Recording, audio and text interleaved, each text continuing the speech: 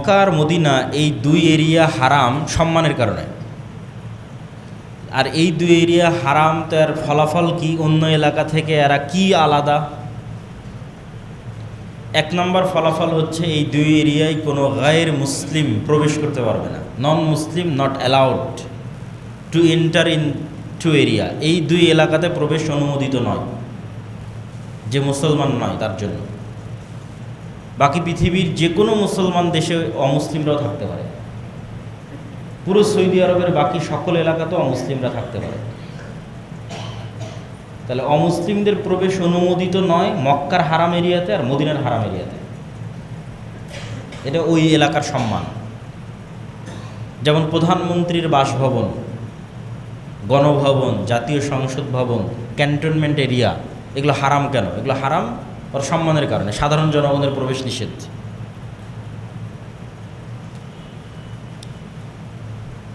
এই এলাকায় আর কি হারাম?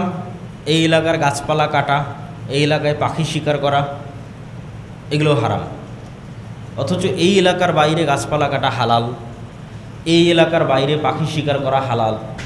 কিন্তু যখন এই এলাকায় প্রবেশ করতেছেন, যখনই প্রবেশ করেন, এটা সময়ের সাথে নয়, ওই এলাকার মধ্যে কিছু হালাল কাজ হারাম হয়ে যাচ্ছে ওই এলাকার সম্মানে।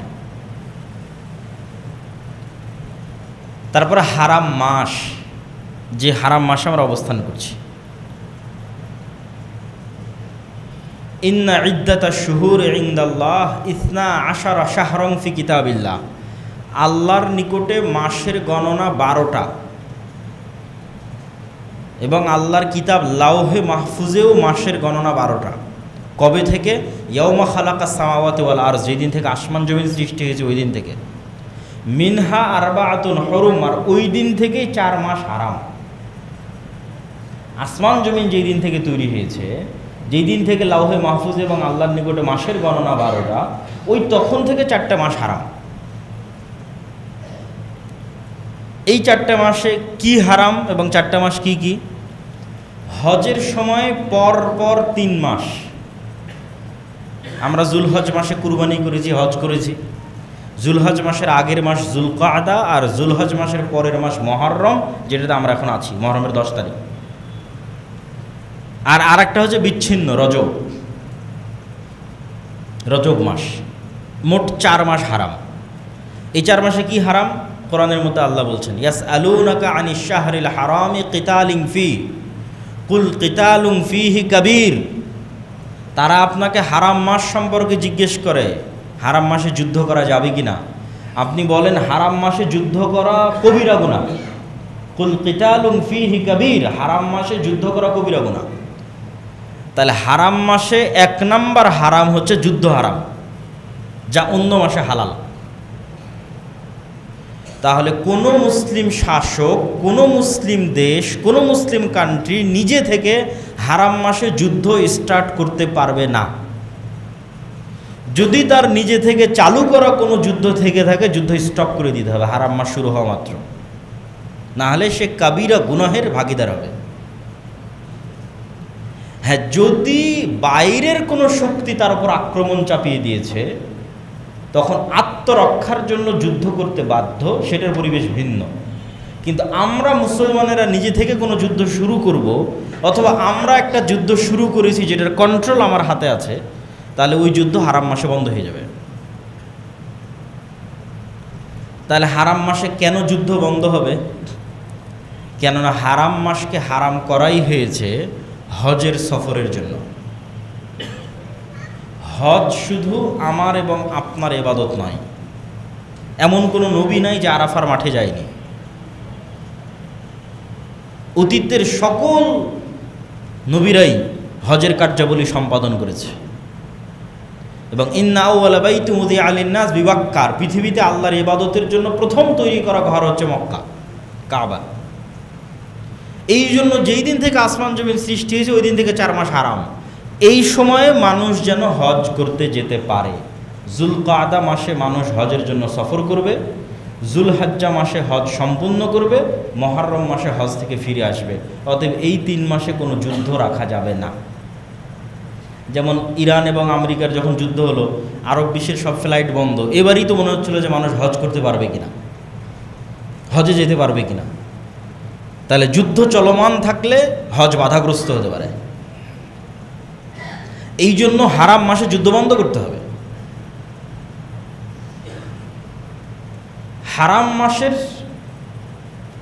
দ্বিতীয় যেটা বড় হারাম, যে ফালা তাজলিমু ফি হিন্না আনফুসাকুম, হারাম এরিয়ারও সম্মান এটা, হারাম মাসেরও সম্মান এটা। এখন যেটা বলতেছি, বাইরের যে কোনো গুনাহ হারাম এরিয়াতে সম্পাদন করলে ডবল গুনাহ হয়ে যাবে। অন্য মাসে সম্পাদিত গুনাহ হারাম মাসে সম্পাদন করলে ডবল হয়ে যাবে। একটা গুনাহের গুনাহ আর একটা হারাম মাসকে অসম্মান করার গুনাহ, হারাম এরিয়াকে অসম্মান করার গুনাহ।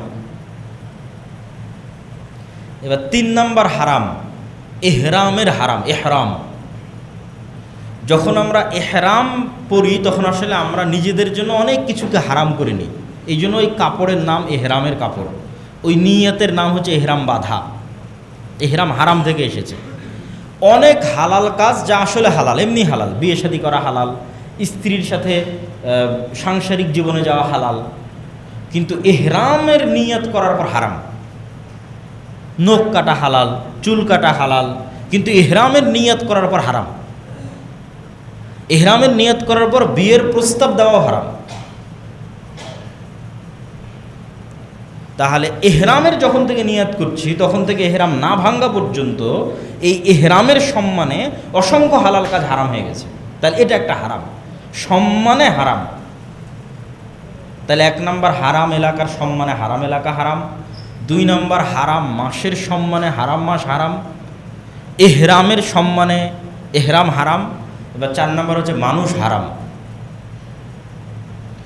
মানুষের 3টে জিনিস হারাম করা হয়েছে মানুষের সম্মানে। মানুষের জীবন, নফস আর এক মানুষের উপর হারাম, মানুষের টাকা পয়সা ধন দৌলত আর এক মানুষের উপর হারাম, মানুষের সম্মান আর এক মানুষের উপর হারাম। আমাদের প্রথম পয়েন্ট কি ছিল, যে আমরা মনে করি যে যেটা হারাম ওটা খারাপ, এই জন্য হারাম। মদ খাওয়া হারাম, কেন? মদ খাওয়া খারাপ। কারণ আর এক মানুষের টাকা পয়সা কি খারাপ? টাকা পয়সা তো ভালো, কিন্তু আর এক মানুষের টাকা পয়সা হারাম কেন? ওই মানুষের সম্মানে। তাহলে 3টে জিনিস এক মানুষের উপর আর এক মানুষের জন্য হারাম, মানুষের সম্মানে হারাম। 1, ওকে আঘাত করতে পারবে না, হত্যা করতে পারবে না। আল মুসলিমু মান সালিম আল মুসলিমুনা মিন লিসানিহি ওয়া ইয়াদিহি, মুসলমান তখনই নিজেকে মুসলমান দাবি করতে পারবে যখন ওর হাত থেকে আর এক মুসলমান নিজেকে নিরাপদ মনে করে, আর ওর মুখ থেকে আর এক মুসলমান ওকে নিজেকে নিরাপদ মনে করে। যদি ওর হাত এবং ওর মুখ থেকে আর এক মুসলমান নিরাপদ না হয় তাহলে নিজেকে মুসলমান দাবি করতে পারবে না। তাহলে এক মানুষের সম্মানে হারাম, এবং এই সম্মানটা কোন লেভেলের সেটাও বলতেছি। 2 নম্বর হচ্ছে ওর ধন সম্পদ হারাম, ওর ধন সম্পদ আপনি জোরপূর্বক নিতে পারবেন না। 3 নম্বর হচ্ছে ওর সম্মান হারাম, ওই যে মুখ থেকে ওকে গালিগালাজ করতে পারবেন না, গীবত অপবাদ দিতে পারবেন না। আর এই 3 নম্বর যে সম্মান মানুষকে দেওয়া হয়েছে, যে মানুষের সম্মান আর এক মানুষের জন্য হারাম, এই সম্মান আন্তর্জাতিক কোনো মানবাধিকার আইনেও নাই। বরং আন্তর্জাতিক মানবাধিকার আইনগুলোতে মানুষের সম্মান লঙ্ঘন করা অধিকার হিসেবে বিবেচিত হয়। মানুষের সম্মান লঙ্ঘন করা অধিকার হিসেবে বিবেচিত হয়। কি অধিকার? বাক স্বাধীনতা। যে আমি আরেকজনকে গালি দিতে পারবো, এটা আমার বাক স্বাধীনতা। আমি আরেকজনের নিন্দা অপবাদ করতে পারবো, এটা আমার বাক স্বাধীনতা। মানে বাক স্বাধীনতার দোহাই দিয়ে মুহাম্মদ সাল্লাল্লাহু আলাইহি ওয়াসাল্লামের নিন্দা অপবাদ হবে। কি জন্য? এটা নাকি মানুষের স্বাধীনতা। ইসলামী পৃথিবীতে একমাত্র দিন যা মানুষের সম্মানকে হারাম করে দিয়েছে, মানুষের সম্মানে। যে পৃথিবীর কোনো মানুষের তুমি না গীবত, না নিন্দা, না গালি, না অপবাদ কিছু দিতে পারবে না, হারাম। মানুষের সম্মানে হারাম। পারলে গোপন করো, পারলে ঢেকে রাখো, ওর সম্মান ঢেকে রাখো, ওর সম্মান রক্ষা করো। যদি ওর অপরাধ গোপন করে এবং ওর সম্মান রক্ষা করো, আল্লাহ তোমার সম্মান রক্ষা করবে কিয়ামতের মাঠে। আচ্ছা, মানুষের যে হারামটা, এটা লেভেলটা কোথায়, কত বড় মানুষের সম্মান। রাসূল সাল্লাল্লাহু আলাইহি ওয়াসাল্লাম বলছেন, লাহাদামুল কাবা আহওয়ানু ইনদাল্লাহ। একটা মানুষ নিজে হাতে কাবা ঘর ধ্বংস করে দিবে, এইটা আল্লাহর কাছে যত বড় গুনাহ, তার চাইতে একটা মানুষ আর এক মানুষকে হত্যা করবে, এটা তার চেয়ে বড় গুনাহ আল্লাহর কাছে। তাহলে আব্রাহা এসেছিল কাবাঘর ধ্বংস করতে। আল্লাহ বলে আলাম তারা কাইফা ফাআল রাব্বুকা বিআসহাবিল ফিল আলাম ইয়াজআল কাইদাহুম ফি তাসলিল। আবাবিল পাখি পাঠিয়ে তাকে ধ্বংস করে দেওয়া হলো কাবা ধ্বংস করতে চাওয়ার অপরাধে। তখন রাসূল সাল্লাল্লাহু আলাইহি ওয়াসাল্লাম বলছে, কেউ কাবা ধ্বংস করবে, এটা আল্লাহর কাছে যত বড় অপরাধ, তার চেয়ে বড় অপরাধ কেউ কোনো মানুষকে হত্যা করবে। এটা মানুষের সম্মান আল্লাহর কাছে। আর এক হাদিসে রাসূল সাল্লাল্লাহু আলাইহি ওয়াসাল্লাম বলছেন লাউ ইজতামাআল ইনসু ওয়াল জিন, সারা পৃথিবীর সব মানুষ, কোটি কোটি মানুষ, আর সারা পৃথিবীর সব জিন একত্রিত হয়ে যদি একজন নিরপরাধ মানুষকে হত্যা করে, তাহলে আল্লাহ সারা পৃথিবীর সব মানুষকে জাহান্নামে দিয়ে দিবে, সারা পৃথিবীর সব জিনকে জাহান্নামে দিয়ে দিবে একজন নিরপরাধ মানুষকে হত্যা করার অপরাধে।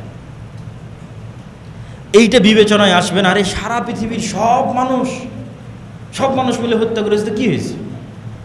না, একটা মানুষের সম্মান আল্লাহর কাছে এত বেশি। সারা পৃথিবীর সব মানুষ যদি একত্রিত হয় নিরপরাধ মানুষকে হত্যায় একজন, তো সারা পৃথিবীর সব মানুষকে জাহান্নামে দেওয়া। এই জন্য আর এক আয়াতে আল্লাহ সুবহানাহু ওয়া তাআলা বলছেন, কেউ যদি একজন মানুষকে হত্যা করে, তাহলে যেন সারা পৃথিবীর সব মানুষকে সে হত্যা করবে। আর যদি কেউ একজন মানুষকে বাঁচায়, যেন সারা পৃথিবীর সব মানুষকে বাঁচাবে। তাহলে মানুষ হারাম মানুষের সম্মানে। এই জন্য মানুষের কিডনি বিক্রি করা, মানুষের রক্ত বিক্রি করা, চুল বিক্রি করা, এগুলো মানুষের সম্মানের খেলাফ। এই জন্য এগুলো যাবে না।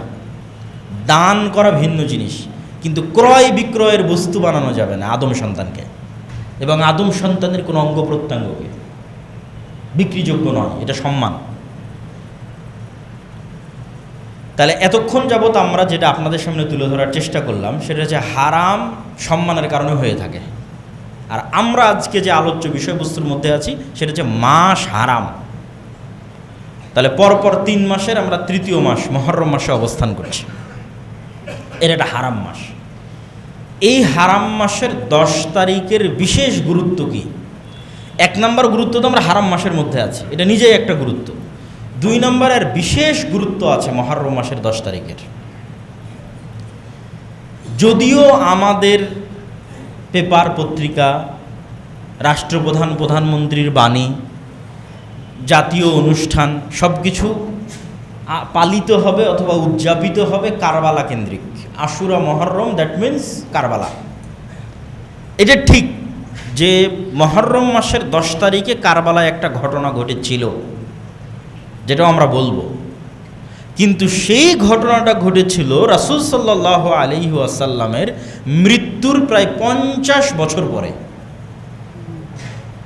তাহলে রাসূল সাল্লাল্লাহু আলাইহি ওয়াসাল্লামের মৃত্যুর পরে যে ঘটনা ঘটবে, সেই ঘটনা শরীয়তের অন্তর্ভুক্ত হওয়ার আর চান্স নাই। এটা যদি আমি বুঝাতে না পারি, এটা আমার ব্যর্থতা। যে মুহাম্মদ সাল্লাল্লাহু আলাইহি ওয়াসাল্লাম মারা গেছে মানে ওহির দরজা বন্ধ হয়ে গেছে, কোরআন ইজ কমপ্লিট, হাদিস ইজ কমপ্লিট। এখন মুহাম্মদ সাল্লাল্লাহু আলাইহি ওয়াসাল্লামের মৃত্যুর 1 সেকেন্ড পরও পাল্টা আবার কোনো কিছু ইসলামের মধ্যে ঢুকবে, এটার সুযোগ নাই। কিন্তু ঢুকতে হলে তো মুহাম্মদ সাল্লাল্লাহু আলাইহি ওয়াসাল্লামের মুখ দিয়ে ঢুকতে হবে। হয় কোরআনের আয়াত নাই হাদিস, উনি তো নাই। তাহলে যে ঘটনাটা ওনার মৃত্যুর 50 বছর পরে ঘটতেছে, সেটার তো আর কোনো চান্সই নেই যে এটা ইনক্লুডেড হবে ইসলামী শরিয়ার মধ্যে। ইসলামী শরিয়ার ফরজ, নফল, সুন্নাতের মধ্যে ইনক্লুডেড হবে, সংযুক্ত হবে, এটার কোনো চান্স নাই। কেন? ঘটনা ঘটতেছে 50 বছর পর। ঘটনা যতই হৃদয় বিদারক হোক, ঘটনা যতই কষ্টদায়ক হোক, কিন্তু ওই ঘটনার ইসলামী শরিয়ার অন্তর্ভুক্ত হওয়ার, সুন্নাত, নফল, ফরজ হওয়ার আর কোনো চান্স নেই। তাহলে এতটুকু নিশ্চিত যে আশুরা মুহররম নিয়ে যদি কোনো হাদিস থেকে থাকে, অবশ্যই সেটা কারবালা নিয়ে হবে না। আশুরা মুহররম নিয়ে যদি কোনো কোরআনের আয়াত থেকে থাকে, অবশ্যই সেটা কারবালা নিয়ে হবে না। কেন? এটা ঘটতেছে কোরআন অবতীর্ণ হওয়া শেষ হওয়ার পরে, হাদিস অবতীর্ণ হওয়া শেষ হওয়ার পরে কতদিন? 50 বছর পর। তাহলে আশুরা মুহররম মাসের 10 তারিখের কোনো কিছু যদি শরীয়তের অন্তর্ভুক্ত হয়ে থাকে মুহাম্মদ সাল্লাল্লাহু আলাইহি ওয়াসাল্লামের মুখ দিয়ে অথবা কোরআনের আয়াত দিয়ে, তাহলে কারবালা বাদে অন্য কিছু। এতটুকু নিশ্চিত। সেটা কি? সেটা হচ্ছে রাসূল সাল্লাল্লাহু আলাইহি ওয়াসাল্লাম যখন মক্কা থেকে মদিনায় হিজরত করলেন, মক্কায় বসবাস করত মুশরিকেরা। আহলে কিতাবের সংখ্যা মক্কায় তেমন একটা ছিল না। আহলে কিতাব মানে যারা আল্লাহর কিতাব পেয়েছে, নবী পেয়েছে। তো মক্কার মানুষ ইসমাইল আলাইহিস সালামের পর থেকে মুহাম্মদ সাল্লাল্লাহু আলাইহি ওয়াসাল্লাম পর্যন্ত কোনো নবী পায়নি, কোনো কিতাবও পায়নি। ইসমাইলের বংশে মুহাম্মদ সাল্লাল্লাহু আলাইহি ওয়াসাল্লাম ছাড়া কেউ নবীর দাবিই করেনি। তাহলে ইসমাইলের পরে প্রায় 3000 বছর কোনো নবী নাই, কোনো কিতাব নেই। কিন্তু ইব্রাহিম এবং ইসমাইলের স্মৃতি আছে, তাদের রেখে যাওয়া কিছু নিয়ম কানুন আদর্শ অবিকৃত অবস্থায় আছে। তো মুহাম্মদ সাল্লাল্লাহু আলাইহি ওয়াসাল্লাম যখন মক্কা থেকে হিজরত করে মদিনায় গেলেন, মদিনায় আহলে কিতাবরা ছিল, খ্রিস্টানরা ছিল, ইহুদিরা ছিল। তো ইহুদিরা একটা দিনে সিয়াম পালন করে, এখনও করে, ইয়ম কিপ্পুর নামে। ইহুদিরা ওই দিনে রোজা রাখে। তো রাসূল সাল্লাল্লাহু আলাইহি ওয়াসাল্লাম বললেন, এটা কিসের সিয়াম তোমরা এই দিনে রোজা রাখতেছো? তো বলে, এই দিন সেই দিন যেই দিন আল্লাহ সুবহানাহু তাআলা মূসা আলাইহিস সালাতু ওয়াস সালামকে মুক্তি দিয়েছিলেন ফিরআউনের কবল থেকে। যেমন কোরআনের আয়াতে আল্লাহ বলছে, ওয়া ইযা নাজ্জাইনাকুম মিন আলি ফিরআউন ইয়াসুমুনাকুম সুআল আযাব ইউযাব্বিহুনা আবনাকুম ওয়া ইস্তাহইয়ুনা নিসাআকুম ওয়া ফি যালিকুম বালাউম মির রাব্বিকুম আযীম। হে বানু ইসরাইল, স্মরণ করো সেই দিনের কথা, ওয়া ইযা নাজ্জাইনাকুম মিন আলি ফিরআউন, যেদিন ফিরআউনের কবল থেকে আমি আল্লাহ তোমাদের মুক্তি দিয়েছিলাম। কোন ফিরআউন জানো? ইউযাব্বিহুনা আবনাকুম, তোমাদের ছেলে সন্তানদের জবাই করতো ওই ফিরআউন। ওয়া ইস্তাহইয়ুনা নিসাআকুম, আর তোমাদের মেয়েদের বাঁচিয়ে রাখতো ওই ফিরআউন। ছেলেদের কেন হত্যা করতো, মেয়েদের কেন বাঁচিয়ে রাখতো? ছেলেদের হত্যা করতো এই আশঙ্কায় যে বানু ইসরাইলের মধ্যেই ওই ছেলের জন্ম হবে যার হাতে ফিরআউনের পতন হবে, এই আশঙ্কায় ছেলেদের হত্যা করতো। মেয়েদের বাঁচিয়ে রাখতো কেন? একটা কওমের কে যে গোলাম বানানো হয়েছে আর সবচেয়ে বড় আলামত তখন ফুটে ওঠে যখন ওই কওমের মেয়েরা গোলাম, দাসী। একদিকে পুরুষ হত্যা আর একদিকে মেয়েদেরকে দাসী হিসেবে ফিরআউন এবং তার যারা লোকজন আছে তারা ব্যবহার করবে, কাজ করাবে। এর চেয়ে বড় অপমান আর কি হতে পারে? তো এইরকম ভয়াবহ ফিরআউনের কবল থেকে আমি তোমাদের মুক্তি দিয়েছি। ওয়াইদ ফারাকনা বিকুমুল বাহরা, যখন আমরা সমুদ্রকে চিরে দিয়েছিলাম। ওয়াগরাকনা আলা ফিরআউন, আর ওই সমুদ্রে ফিরআউন এবং তার সেনাবাহিনীকে ডুবিয়ে দিয়েছিলাম। তো পৃথিবীর ইতিহাসে যতগুলো বড় ঘটনা হতে পারে, বড় ঘটনা, তার মধ্যে একটা বিশাল বড় ঘটনা হচ্ছে সমুদ্র চিরে রাস্তা তৈরি হয়ে একদল মানুষ মুক্তি পাচ্ছে, আর ওই রাস্তার মধ্যে আর এক পৃথিবীর সবচেয়ে প্রতাপশালী শাসকদের একজন ডুবে মরতেছে এট এ টাইম, একই সময়ে। যে পৃথিবীর ইতিহাসের বড় ঘটনাগুলোর একটা বড় ঘটনা। তো রাসূল সাল্লাল্লাহু আলাইহি ওয়াসাল্লাম বললেন, যদি এই দিন সেই দিন হয়ে থাকে তাহলে আনা আহাক্কু বিমূসা মিনকুম, তাহলে মূসার খুশিতে খুশি হওয়ার হকদার আমি বেশি তোমাদের চাইতে। অতএব এই দিনে আমিও সিয়াম পালন করব। তাহলে মুহররমের 10 তারিখ তথা আজকে আমরা যেই দিনে অবস্থান করছি, আজ শুক্রবার মুহররম মাসের 10 তারিখে আমরা অবস্থান করছি, এই 10 তারিখ শরীয়তের মধ্যে ইনক্লুডেড যেই বিধান নিয়ে, কানেক্টেড যেই বিধান নিয়ে, সেই বিধানটার নাম হচ্ছে আজকের দিনে আল্লাহ মূসা আলাইহিস সালাতু ওয়াস সালামকে নাজাত দিয়েছিলেন, ফিরআউনকে ডুবিয়েছিলেন। সেটার শুকরিয়া স্বরূপ মূসা আলাইহিস সালাম প্রতি বছর এই দিনে সিয়াম পালন করতেন, এই দিনে সিয়াম পালন করতেন। তারই শুকরিয়া স্বরূপ মুহাম্মদ সাল্লাল্লাহু আলাইহি সাল্লাম এই দিনে সিয়াম শুরু করেছেন। মানুষ যেন মনে না করে যে হুবহু আহলে কিতাবের অনুসরণ হচ্ছে, এই জন্য এর আগে অথবা এর পরে আর একদিন তিনি বাড়িয়ে দিয়েছেন। তাহলে আশুরা মুহররম মাসের 10 তারিখ মূসা আলাইহিস সালামের মুক্তির জন্য স্মরণীয়, ফিরআউনের ধ্বংসের জন্য স্মরণীয়। এবং ওই শিক্ষাটা আমাদের নিতে হবে যে এই দিনটা যদি আমি স্মরণ করতে চাই তাহলে শিক্ষায় কোথায় ফিরে যেতে হবে? মূসার ফিরআউনের ঘটনা, যেটা আজকে আমাদের জন্য এই জুমার খুতবায় আলোচনা করা অনেক সময় সাপেক্ষ ব্যাপার। আমি আগের বহু বক্তব্যে বানু ইসরাইলের লম্বা ইতিহাস আলোচনা করেছি এবং বানু ইসরাইলের ইতিহাস থেকে আমাদের জন্য কী শিক্ষণীয়তা আলোচনা করেছি। তো আমরা আজকের দিন থেকে যদি কোনো শিক্ষা নিতে চাই, এই শিক্ষাটা মূসার ফিরআউনের পুরো জীবনী থেকে নিতে হবে। কেন আল্লাহ কোরআন যেই নবীর ঘটনা দিয়ে পরিপূর্ণ করে রেখেছে, সবচেয়ে বেশি কোরআনে যেই নবীর ঘটনা আলোচিত হয়েছে সেটা মূসার ফিরআউন। আর অন্য কোনো নবীর ঘটনা, আর অন্য কোনো জাতির ঘটনা এত বেশি কোরআনে আলোচিত হয়নি যত আলোচিত হয়েছে বানু ইসরাইল, মূসা, ফিরআউন। অতএব এখানে আমাদের জন্য শিক্ষা আছে। এই শিক্ষাটাই এই আশুরা মুহররমের দিন আমাদের নিতে হবে। সেটা আমরা অন্য কোনো দিন আলোচনা করব ইনশাআল্লাহ। এবার আমরা চলে যাই পরের পয়েন্টে। তাহলে আশুরা মুহররমের যেই স্মৃতিটা আমরা লালন করতেছি, যে কারবালার স্মৃতি, সেটার হাকিকাত কতটুকু, সেটার বাস্তবতা কতদূর? কারবালা কেন্দ্রিক যেই ঘটনা, এই ঘটনাটা ঘটতেছে 61 হিজরিতে। রাসূল সাল্লাল্লাহু আলাইহি ওয়াসাল্লামের মৃত্যুর পরে উনি কোনো খলিফা নির্ধারণ করে যাননি যে আমার পরে উমুকে খলিফা হবে, কোনো নাম নির্ধারণ করেন। 3 দিন লেগেছে সাহাবীদের ফাইসালা করতে পরবর্তী খলিফা আবু বকর রাদিয়াল্লাহু তাআলা। আল্লাহর নবী যদি বলেই যেতেন অমুক খলিফা, তাহলে খেলাফতের যে সিস্টেম, এই সিস্টেমটা তৈরি হতো না। খেলাফতের সিস্টেমে এক শাসক তার পরের শাসককে নির্ধারণ করে যাবে, এই ধারণার বাইরে বের হয়ে যোগ্য ব্যক্তিকে নির্ধারণ করতে হবে, এটাই হলো খেলাফতের নিয়ম। বাদশাহ তার পরবর্তী কোনো আত্মীয় স্বজনকে দায়িত্ব দিয়ে যাবে, এটা নয়। তা আমি যদি হাত ধরে সাঁতার শিখাই তাহলে তো হবে না, ছেড়ে দিলেই সে সাঁতার শিখবে। তো উম্মতে মুহাম্মাদি খেলাফত শিখবে মুহাম্মদ সাল্লাল্লাহু আলাইহি ওয়াসাল্লাম কাউকে খলিফা না করে গেলেই শিখবে যে খেলাফত কিভাবে নির্ধারিত হতে হয়, খলিফা কেমনে নির্ধারণ হয়। আবু বকর রাদিয়াল্লাহু তাআলার পর ওমর, ওমর রাদিয়াল্লাহু পর ওসমান, ওসমান আলী। এর মধ্যে অনেক ঘটনা আছে। ওমর রাদিয়াল্লাহু তাআলার পর্যন্ত কোনো ফিতনা ছিল না। ওসমান রাদিয়াল্লাহু তাআলার যুগে ফিতনা শুরু হয়। আলী রাদিয়াল্লাহু তাআলার যুগে ফিতনায় পরিপূর্ণ হয়ে যায়। আলী রাদিয়াল্লাহু তাআলা আনহুর সময় থেকেই যে সমস্যাটা শুরু হয় সেটা হচ্ছে মুআবিয়া রাদিয়াল্লাহু তাআলা দীর্ঘদিন থেকে সিরিয়ার শাসক, গভর্নর। ওমর রাদিয়াল্লাহু তাআলার খেলাফত আমলে মুআবিয়া রাদিয়াল্লাহু তাআলা প্রথম সিরিয়ার গভর্নর হয়েছেন। ওসমান রাদিয়াল্লাহু তাআলার শাসন আমলে উনি গভর্নর হিসেবে কন্টিনিউ করেছেন। তো মুআবিয়া রাদিয়াল্লাহু তাআলার যে সৎ শাসন, এই সৎ শাসনে সিরিয়ার মানুষ তার ভক্ত হয়ে গেছে। তার যে ন্যায়পরায়ণতা, আদালত, তার যে চিন্তা চেতনা, উচ্চ চিন্তা ভাবনা। তো দীর্ঘ 20-30 বছর মুআবিয়া রাদিয়াল্লাহু তাআলা সিরিয়ার শাসক, সৎ এবং ন্যায়পরায়ণ গভর্নর হিসেবে। তো এই জন্য সিরিয়ার মানুষের পক্ষে অন্য কাউকে মুআবিয়াকে বাদ দিয়ে মেনে নেওয়া খুব কঠিন ছিল।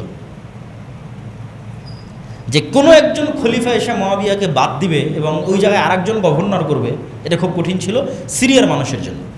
তাহলে সিরিয়ার মানুষেরা আদিকাল থেকেই মুআবিয়া রাদিয়াল্লাহু তাআলার ভক্ত। আর যারা নিজেদেরকে শিয়া দাবি করে, এরা আলী রাদিয়াল্লাহু তাআলার ভক্তি এবং শ্রদ্ধার দাবি করে। ফলত যুগ যুগ থেকে যারা শিয়া, তারা সিরিয়ার মানুষকে সহ্য করতে পারে না। যেমন লাস্ট যে বাশার আল আসাদ বা আর যারা ছিল, যে সিরিয়ার মানুষকে সহ্য করতে না পারার কারণ কি? ইরান সিরিয়ার মানুষকে সহ্য করতে পারে না। এটা ওই 1400 বছর আগের হিস্ট্রি। কেন 1400 বছরের লিগ্যাসি ধরে রেখে এখনও সিরিয়ার মানুষেরা মুআবিয়া, আবু সুফিয়ান তাদেরকে ভালোবাসে। কিন্তু তাদেরকে ভালোবাসতে গিয়ে যদি কেউ আলী রাদিয়াল্লাহু তাআলাকে ছোট করে, তাহলে ওটাকে বলা হয় নাসিবি। ওটাও বাতিল ফিরকা, ওটাও একটা বাতিল ফিরকা। শিয়া যেমন একটা বাতিল ফিরকা, নাসিবি একটা বাতিল ফিরকা। ভারসাম্য বজায় রাখতে হবে। রাসূল সাল্লাল্লাহু আলাইহি ওয়াসাল্লামের সাহাবী মুআবিয়াও, রাসূল সাল্লাল্লাহু আলাইহি ওয়াসাল্লামের সাহাবী আলীও রাদিয়াল্লাহু তাআলা আনহু, কারো প্রতি বিদ্বেষ রাখা যাবে না। তো আমি ঘটনা প্রবাহ তুলে ধরতেছি। তো মুআবিয়ার পরে সর্বপ্রথম পিতার পরে খিজিরের সফরে গেছিল। তো মুসা আলাইহিস সালামের সাথে যারা ছিল, মুসা আলাইহিস সালামের ভাই হারুন, তারা ইহুদিদের কাছে জনপ্রিয়, সম্মানের পাত্র। খ্রিস্টানদের রাস্তাঘাট, কল, কলেজ, কারখানা সব কিছু ঈসা আলাইহিস সালামের যে 12 জন হাওয়ারি ছিল, ওই 12 জনের নামে। তাহলে ঈসা আলাইহিস সালামের সঙ্গী 12 জন খ্রিস্টানদের কাছে সম্মানের পাত্র, ইহুদিদের কাছে মুসা আলাইহিস সালামের সঙ্গী সম্মানের পাত্র। আর এই রাফিজিদের কাছে আমার নবী মুহাম্মদ সাল্লাল্লাহু আলাইহি ওয়াসাল্লাম কতটা খারাপ হলে মুহাম্মদ সাল্লাল্লাহু আলাইহি ওয়াসাল্লামের সাথে যারা সব সময় থাকতো, ওদের প্রতি এদের সবচেয়ে বেশি বিদ্বেষ। তাহলে তো আমার নবীকে দোষ দেওয়া, যদি ইহুদি খ্রিস্টানদের চেয়ে তো খারাপ হয়ে গেল। আমার যদি আবু বকর এবং ওমর খারাপ হয়, তাহলে 100% আমার নবীও খারাপ, নাউজুবিল্লাহ। তাহলে আবু বকর এবং ওমরকে উমরের প্রতি বিদ্বেষ পোষণ করা তো বহু দূরের কথা, ভালোবাসা থাকলেই ওটা ইমানের অংশ, আর না থাকলে, বিদ্বেষ থাকলে কাফের হয়ে যেতে পারে। তো এবার আমরা চলে আসি যেটা আমরা বারবার বলছিলাম, যে কি পলিটিক্স, যেই পলিটিক্সের কারণে শুধু হুসাইন রাজিয়াল্লাহ তাআলাহু এবং তার ছেলে মেয়েদের নিয়ে আমি ব্যস্ত হয়ে গেলাম, এমনকি হাসান রাজিয়াল্লাহ তাআলাহুকে অতটা গুরুত্ব দিলাম না। এই পলিটিক্সটা হচ্ছে পারস্য বা ফুরস, এরা আগে থেকেই জাতিগতভাবে তাদের নিজেদেরকে একটু আলাদা চিন্তা করে। এই জন্য ইসলাম যত জায়গায় প্রবেশ করেছে সব জায়গায় ইসলামের কারণে ভাষা পর্যন্ত মানুষের চেঞ্জ হয়ে গেছে। কোথায় স্পেনের মানুষের কোনোদিন ভাষা আরবি ছিল না, কিন্তু ইসলাম যখন ওখানে ঢুকেছে মানুষরা নিজের ভাষা ভুলে গেছে, আরবি সবাই শিখে গেছে। প্রথম যেখানে ইসলামের ভাষা গ্রহণ করেনি এটা হচ্ছে ফুরস, পারস্যরা, আজকের যেটা ইরান।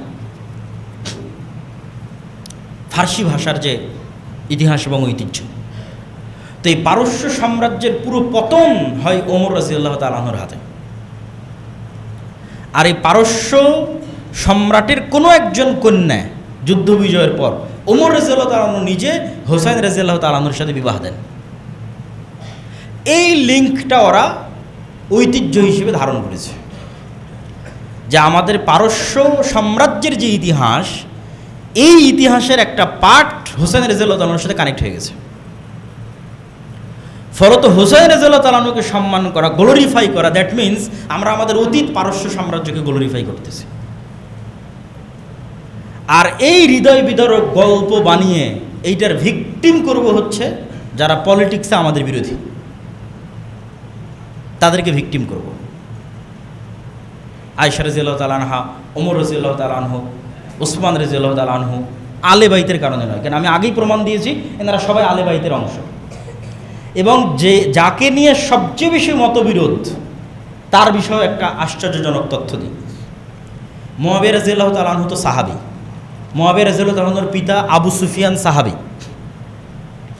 এইটা ঠিক যে আবু সুফিয়ান রাদিয়াল্লাহু তাআলা আনহু মক্কা বিজয়ের পূর্ব পর্যন্ত মক্কার কুরাইশদের সর্দার, বদরের যুদ্ধে আল্লাহর নবীর বিরুদ্ধে, উহুদের যুদ্ধে আল্লাহর নবীর বিরুদ্ধে নেতৃত্বে, খন্দকের যুদ্ধে আল্লাহর নবীর বিরুদ্ধে নেতৃত্বে, মানে মক্কার কুরাইশদের আবু জাহালের পরে সবচেয়ে বড় সর্দারের একজন আবু সুফিয়ান রাদিয়াল্লাহু তাআলা আনহু। কিন্তু মক্কা বিজয়ের সময় তিনি ইসলাম গ্রহণ করেন। তো এইটার কারণে কি তার প্রতি কোনো অসম্মান, তার প্রতি কোনো দোষ ত্রুটি দেওয়ার সুযোগ আছে কি না, এই প্রশ্নের উত্তর হচ্ছে যত সাহাবী ইসলাম গ্রহণ করেছে এরা সবাই আগে কোনো না কোনোভাবে মুহাম্মদ সাল্লাল্লাহু আলাইহি ওয়াসাল্লামের শত্রু ছিল। ওমর রাদিয়াল্লাহু তাআলা নিজেই ছিল, খালিদ বিন ওয়ালিদ নিজেই ছিল, আমর ইবনুল আস নিজেই ছিল। খালিদ বিন ওয়ালিদ আর আমর ইবনুল আস তো গোটা মুসলিম বিশ্ব বিজয় করেছে। তো ওই খালিদ বিন ওয়ালিদ তো মুহাম্মদ সাল্লাল্লাহু আলাইহি ওয়াসাল্লামের শত্রু ছিল। তা যেহেতু মুহাম্মদ সাল্লাল্লাহু আলাইহি ওয়াসাল্লাম সত্যের দাওয়াত নিয়ে এসেছে, প্রথমে তো মানুষ শত্রুতা করবেই, না হলে আবু জাহালের ছেলে ইকরিমা তাকে কি করবেন, আপনি কি বলবেন?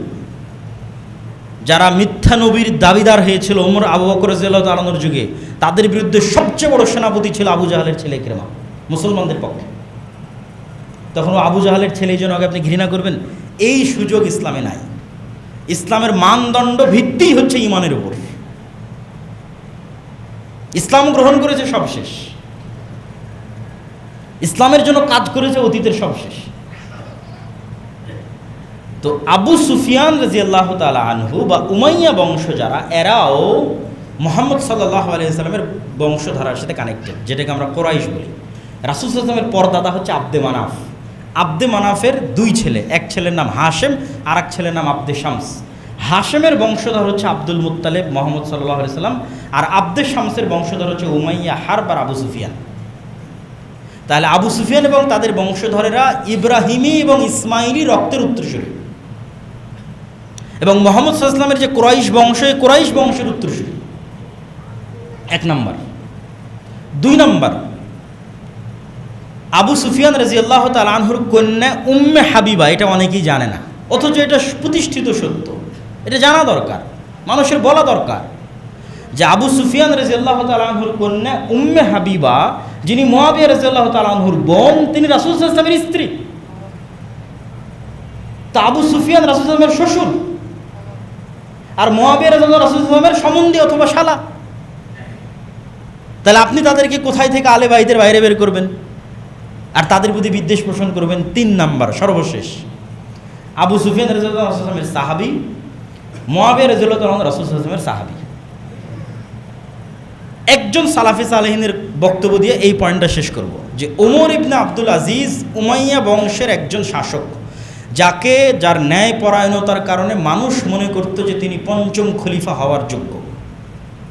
4টে খোলাফায়ে রাশিদিনের পরে তিনি ৫ম খলিফা হবেন। তো তার সম্মান বাড়াতে বাড়াতে অনেকেই তাকে মুআবিয়া রাদিয়াল্লাহু তাআলা আনহুর চাইতে বেশি সম্মান দেওয়ার চেষ্টা করতেন।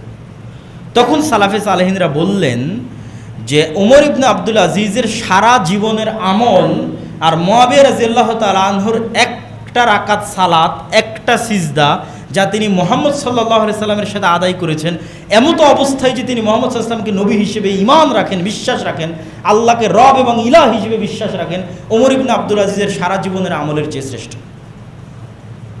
আর এটার পিছনে আল্লাহর নবীর হাদিস দলিল। আল্লাহ নবী বলছে, দুনিয়ার মানুষ তোমরা উহুদ পাহাড়ের সমান দান করে আমার একজন সাহাবীর 1 মুষ্টি স্বর্ণ দামের সমান নেকি অর্জন করতে পারবো না। কেন দান করলেই তো হলো না, অন্তরের কোয়ালিটিটা কোথায়, ইমানের কোয়ালিটিটা কোথায়? তাহলে এই জন্য সাহাবীদের সম্মান সর্বোচ্চ জায়গায় রাখতে হবে। আলী রাদিয়াল্লাহু তাআলা আনহুর প্রতি যেমন আমাদের ভালোবাসা থাকবে, হোসেন রাদিয়াল্লাহু তাআলা আনহুর প্রতিও থাকবে, মুআবিয়ার প্রতিও থাকবে, আবু সুফিয়ানের প্রতিও থাকবে রাদিয়াল্লাহু তাআলা আনহুম আজমাইন, আয়েশা রাদিয়াল্লাহু তাআলা আনহার প্রতিও থাকবে। এটাই আহলুস সুন্নাত ওয়াল জামাতের আকীদা এবং এটাই শ্রেষ্ঠ এবং সত্য আকীদা। এইটার মধ্যে যে বিভেদ তৈরি করার চেষ্টা করা হবে ওটাই পলিটিক্স। যে পলিটিক্স দিয়ে আমি গ্লোরিফাই করবো হোসেন রাদিয়াল্লাহু তাআলা আনহুকে, আর শত্রু বানাবো ওমর রাদিয়াল্লাহু তাআলা আনহুকে, শত্রু বানাবো উসমান রাদিয়াল্লাহু তাআলা আনহুকে, আলী রাদিয়াল্লাহু তাআলা আনহুকে গ্লোরিফাই করব। আর আলী রাদিয়াল্লাহু তাআলা আনহু নিজে বায়াত করলেন যে উসমানের হাতে, নিজে বায়াত করলেন যে ওমরের হাতে, নিজে বায়াত করলেন যে আবু বকরের হাতে, তাদেরকে শত্রু বানাবো, এটা পলিটিক্স। এইটার পার্ট হওয়া যাবে না। কিন্তু ঘটনা অবশ্যই হোসেন রাদিয়াল্লাহু তাআলা আনহুর যে হত্যার ঘটনা, এটা অবশ্যই হৃদয় বিদারক।